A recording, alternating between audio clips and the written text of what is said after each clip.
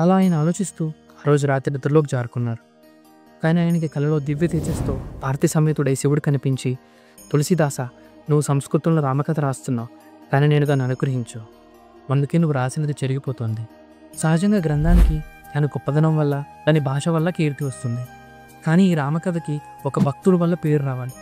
అందుకని నువ్వు సంస్కృతంలో కాకుండా నీ ప్రాంతీయ భాష అయిన అవధిలో రచన చెయ్యి అని చెప్పి వెళ్ళిపోయాడు. నెక్స్ట్ డే అదే కళని గుర్తు తెచ్చుకుంటూ లేచిన తులసిదాస్ గారు, నాకు లభించిన ఈ శివాజ్ఞ ప్రకారం అవధి అనే భాషలోనే రాస్తాను అని చెప్పి కాశీ నుండి అవధ్ ప్రాంతానికి బయలుదేరారు. అలా అవధ్ ప్రాంతంలో రామకథని రచన చేస్తూ శ్రీరాముడి కథని ఎవ్రీ సెకండ్ స్మరించుకుంటూ ఆనందపడుతూ కథని పూర్తి చేశాడు. అలా కావ్యానికి రామచరిత మానస్ అని పేరు పెట్టారు.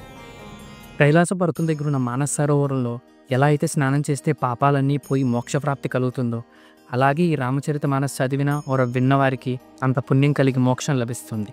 అలా ఆ కావ్య రచన పూర్తయిన తర్వాత అవధ్ నుండి కాశీకి బయలుదేరారు.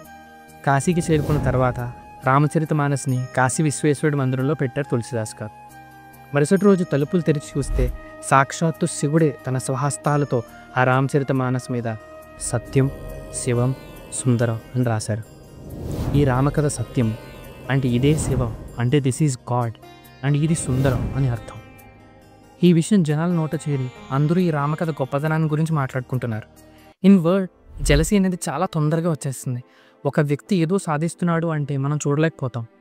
అలా ఆయనంటే ఇష్టం లేని వారు కొందరు ఎలా అయినా రామచరిత మనసుని తక్కువ చేయాలని గొప్ప అద్వైత పండితుడైన మధుసూదన్ సరస్వతి దగ్గరికి వెళ్ళాం. ఎలా అయినా ఈ గ్రంథం మధుసూదన్ సరస్వతి గారికి చూపించి తులసీదాస్ గారి రచనని తక్కువ చేసి పాడు చేయాలని ఒక ప్లాన్ వేశారు. తర్వాత ఏం జరిగిందో నెక్స్ట్ ఎపిసోడ్లో తెలుసుకుందాం. అంతవరకు జై హనుమాన్, జై శ్రీరామ్.